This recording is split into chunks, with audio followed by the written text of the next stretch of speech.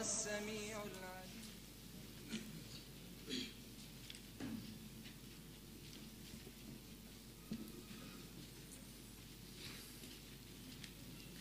الفاتحة.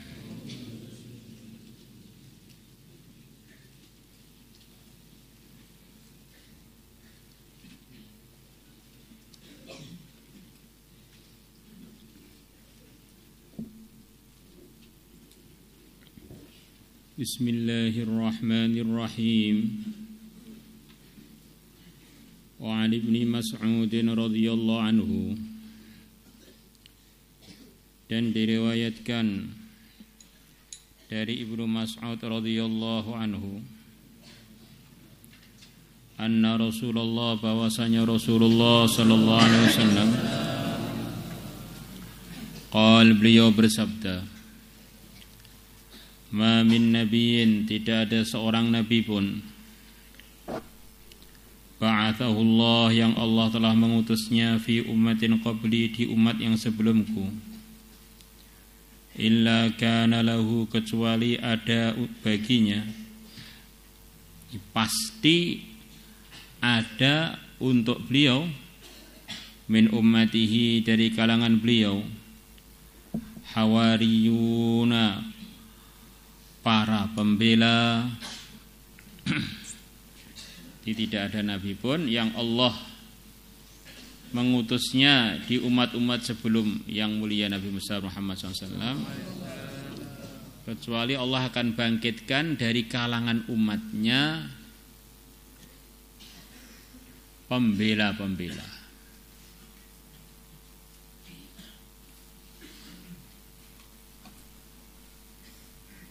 Begitu juga para anbiya, kalau kita tiru mereka, kita berjuang di daerah kita, di kampung kita, nanti akan ada aja orang yang membela kita.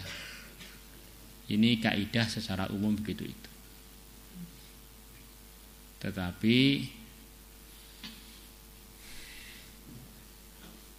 kalau secara tahqiqnya, ini bisa saja terjadi. Seorang nabi dakwah sampai wafat, enggak ada seorang pun yang mengikuti beliau.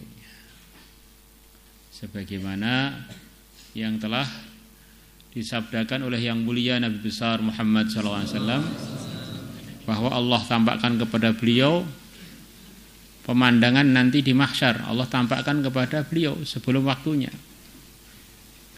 Di antara pemandangannya, saya lihat sebagian anbiya datang bersama 10 dari umatnya, datang bersama 3 dari umatnya, datang bersama 2 dari umatnya, datang bersama 1 dari umatnya, datang sendirian tidak ada umatnya. Ini istilahnya aghlabiyah, biasanya begitu itu. Biar 2 hadis itu tidak kita tinggalkan salah satunya, dua-duanya kita pahami ada tempatnya masing-masing. Wa ashabun ya'khuduna bi sunnatihi, dan para teman-teman yang mereka mengambil bi sunnatihi, sunnahnya Nabi tersebut. Allah akan bangkitkan dari umatnya para pembela dan sahabat-sahabat yang mereka siap untuk mempraktekkan sunnah-sunnahnya. Wa yaqtaduna bi amrihi, dan mereka mengikuti bi amrihi, perintahnya Nabi tersebut.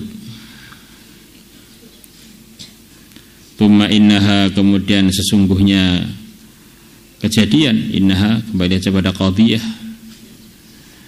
takhlufu, menggantikan min ba'dihim, selepas hawariyun, selepas ashabun ya'khuduna bi sunnatihi wa yaqtaduna bi amrihi, khulufun, para pengganti, yaquluna ma la yaf'alun, yang mereka mengatakan perkara yang tidak mereka berbuat.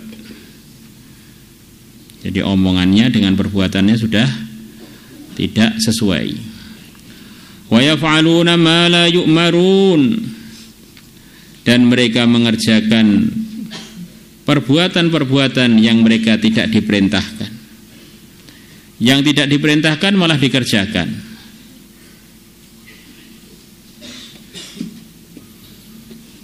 Ini Nabi cerita umat terdahulu, tetapi maksudnya di umat ini juga begitu, itu akan ada panutan-panutan hidayah para sahabat. Kemudian akan bermunculan selepas beliau-beliaunya orang-orang yang tidak benar. Maka apa sikapnya umat pada orang-orang yang tidak benar tersebut? Faman jahadahum biyadihi fahuwa mu'inun, barang siapa melawan mereka, di antara artinya jahadah itu melawan mereka, biyadihi dengan menggunakan kekuasaannya, fahuwa mu'min, maka dia adalah orang yang beriman. Di kebatilan jangan dibiarkan, tentu saja dengan hikmah yang telah diterangkan sebagiannya kemarin itu. Wa man jahadahum bilisanihi fahuwa mu'min, dan barang siapa ngelawan mereka dengan menggunakan lidahnya, maka dia pun orang yang beriman. Wa man jahadahum biqalbihi, dan barang siapa memerangi mereka, melawan mereka biqalbihi, dengan menggunakan hatinya, fahuwa mu'min, maka dia adalah orang yang beriman. Laisa wara'a dzalika, tidak ada selepas itu, selepas jihad dengan hati, minal imani, dari amalan iman, habbatu khardalin, biji sawi, sebagaimana keterangan kemarin. Minal imani, dari amalan iman, habbatu khardalin, biji sawi.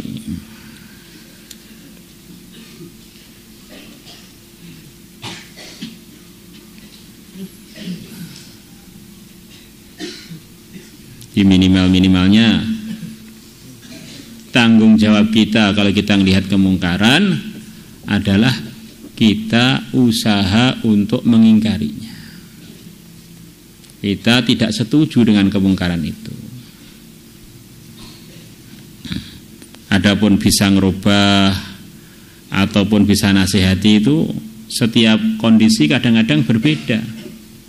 Tetapi jangan sampai ada kemungkaran yang kita tidak mengingkarinya, karena perkara itu tidak sukai Allah. Bagaimana kita kok ikut suka? Kita harus dongkol, kita harus merotes dalam hati minimalnya, atau kita ngerubahnya kalau kita ada kemampuan lebih. Kalau orang dalam satu posisi mampunya, dia hanya ingkar dengan hatinya, itu ya sudah sempurnanya mengingkari. Sebagaimana sebagian sahabat ketika mereka telah menyebar ke negeri-negeri Islam, seperti Ibnu Mas'ud yang menceritakan hadis ini, diriwayatkan dalam riwayat Tirmidzi, beliau melewati satu majlis di daerah yang banyak mu'alafnya. Beliau hijrah ke negeri Irak,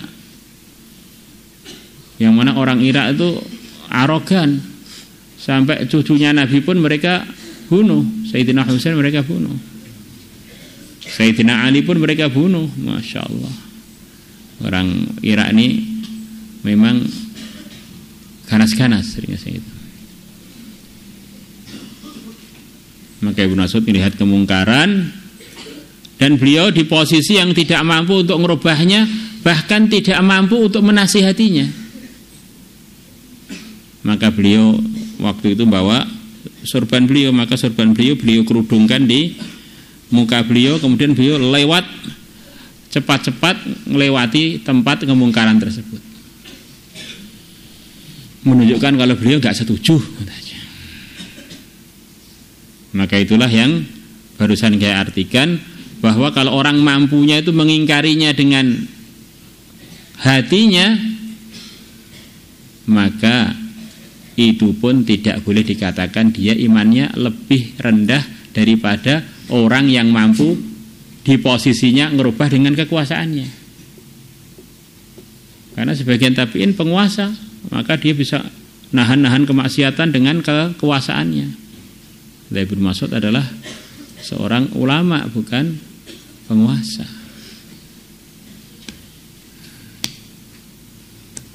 Bisa dipahami ya? Dan orang itu akan ditanya oleh Allah mengikut posisinya masing-masing. Seperti santri punya posisi khusus, tugasnya ya ngaji itu. Di sini wayang ngajinya 6:30 sampai 6:30 pagi.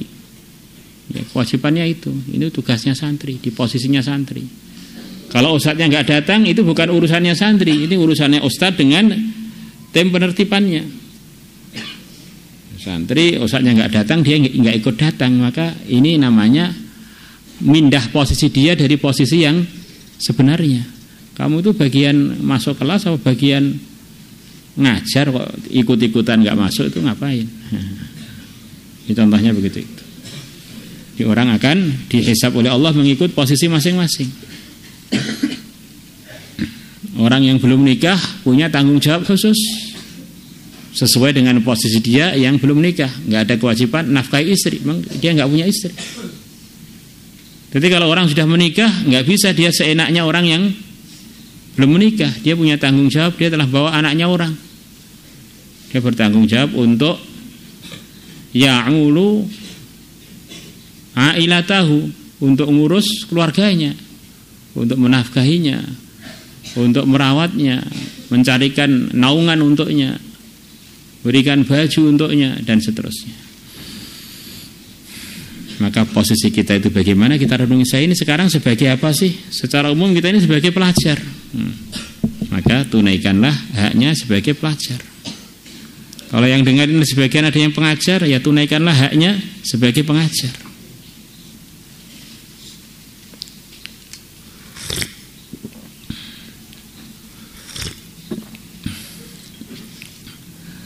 Allah, di hidup kita di dunia ini selalu saja posisinya itu sering nggak sama. Sholat berjamaah ada posisi imam, posisi makmum, nggak sama. Punya tanggung jawab masing-masing. Walaupun di dalam kebaikan yang satu majelis, tapi tanggung jawabnya bisa berbeda.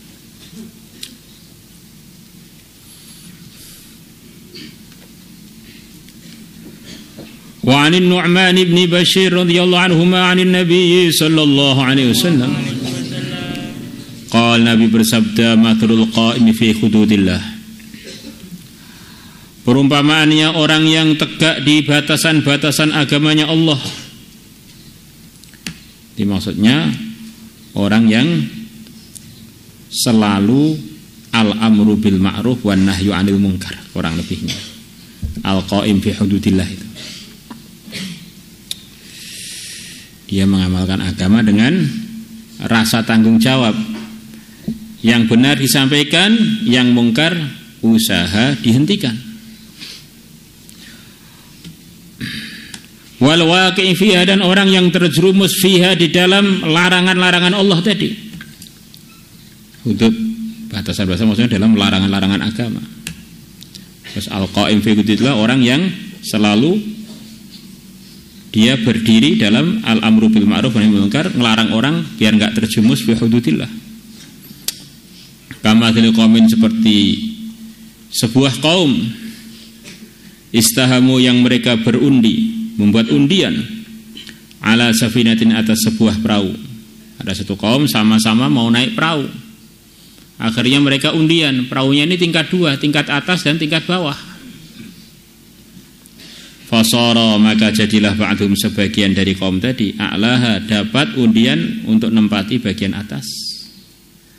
Wa ba'duhum, dan sebagian dari mereka asfalaha, dapat bagian untuk tinggal di bagian bawah. Fakana alladziina fi asfaliha, maka adalah orang-orang yang di bagian bawahnya kapal, bagian tingkat bawah, idastaqu minal ma', kalau mereka ngambil air,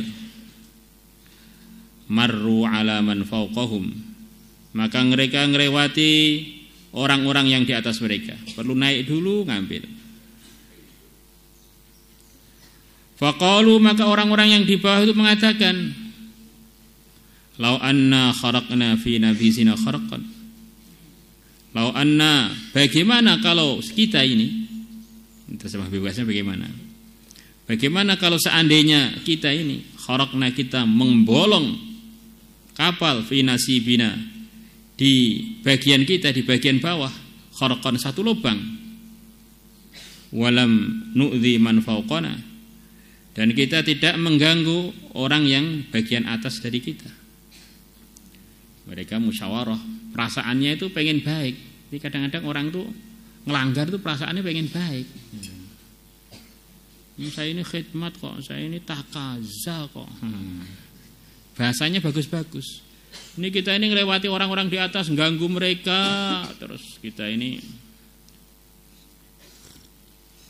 Bagaimana kalau yang bagian bawah yang kita tempati itu kita bolong aja, biar kita nggak usah ganggu-ganggu yang di atas. Ini namanya yang seperti dikatakan para ulama, kadang-kadang perkara itu benar, tetapi maksudnya salah. Kalimatu haqqin urida bihal batil. Ngapain melotot-melotot di depan pondok putri? Tafakkur fi khalqillah, Pak. Merenungi makhluk-makhluk Allah. Bahasanya itu seperti benar gitu. Ternyata maksudnya itu ada masalah di sarungnya itu.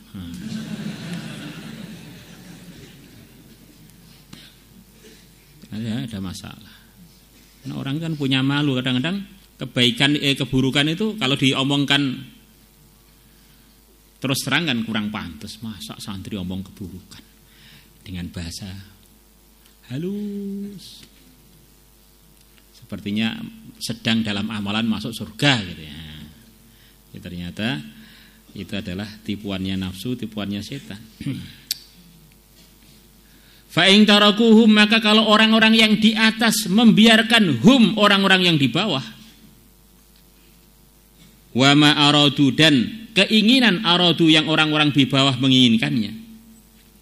Perhatikan, ku kembali kepada yang atas, hum kembali kepada yang di bawah, aradu kepada yang di bawah lagi. Fa in taraku, kalau orang-orang yang di atas membiarkan hum, orang-orang yang di bawah, wa ma aradu, dan keinginan yang mereka inginkan, yang diinginkan oleh yang bawah itu, halaku jami'a, maka semua yang di kapal akan hancur semua. Jadi kalau yang di atas itu membiarkan yang di bawah itu melaksanakan keinginannya, wis ben penak, akhirnya kapalnya bolong, delep kabeh. Jadi kita ini orang Islam ini satu jasad. Kalau teman kita ini berbuat kemungkaran, ya sama saja sebagian badan kita ini bermasalah gitu. Kalau kita nggak usah untuk ngobati, nanti kita sendiri akan kena dampaknya penyakit tersebut.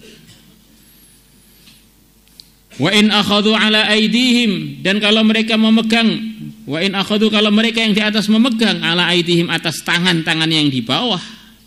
Ini tangan yang mau bolong jadi dipegang, ojo mbok bolong. Najau, maka orang-orang yang di atas selamat, wa najau jami'an, dan semuanya selamat. Rawahul Bukhari, Imam Bukhari telah meriwayatkannya. Qauluhu, sabda Nabi, al-qaimu ala hududillah,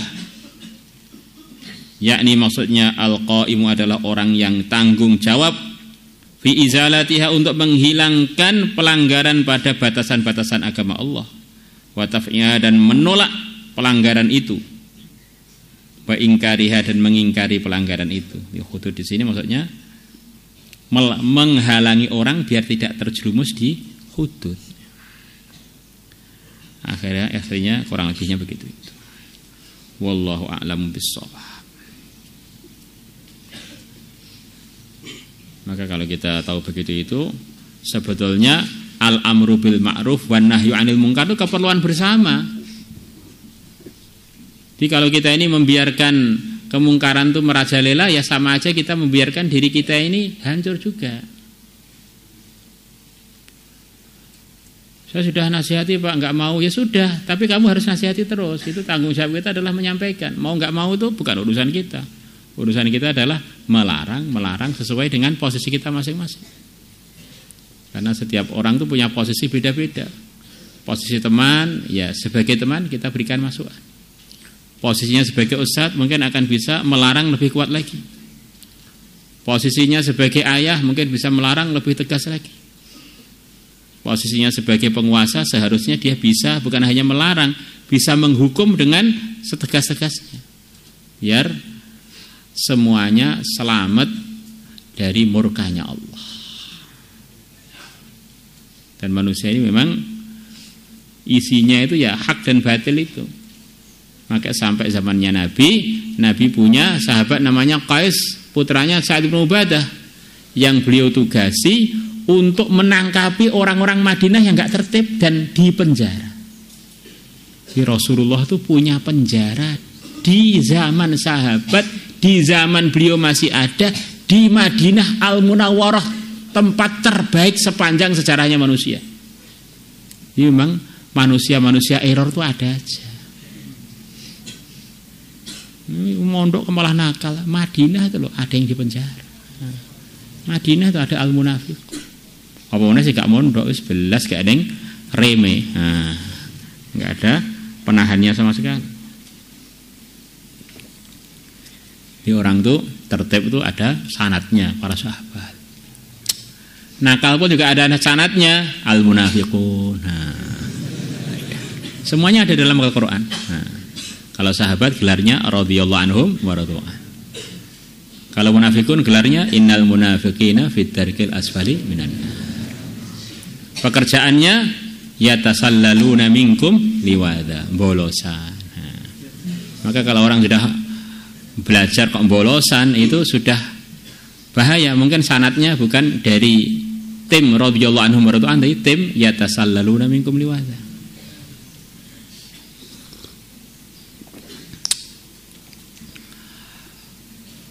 Besok saya pengen ini diganti yang biasa. Ini naskahnya lebih bagus yang anunya, bendernya lebih bagus yang. Maulaya salli wa sallim daiman abada.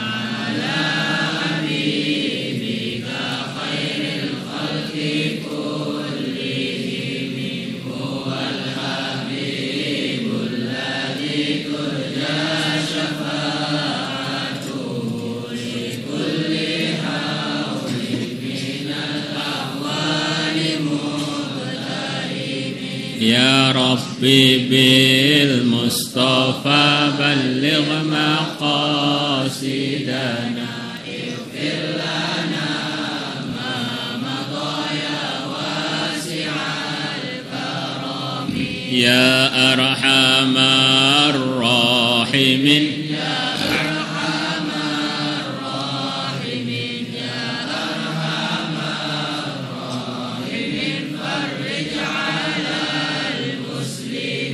Ya alim as-sirri minna la tahqiqi as-sitra anna wa afina wa'fu anna wa kullana haythu kunna naruddu bikal a'da'a min kulli wijhati wa bil ismi narmihim minal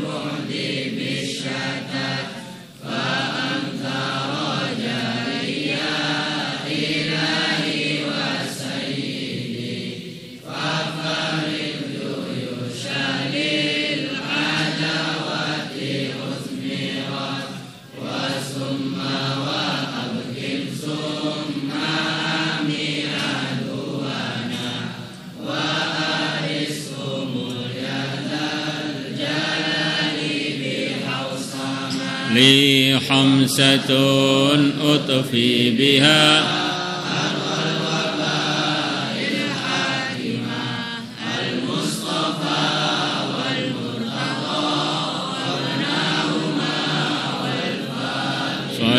salatullah salamullah ala taha rasulillah salatullah salamullah ala yasin habibillah tawassalna bismillah wa bil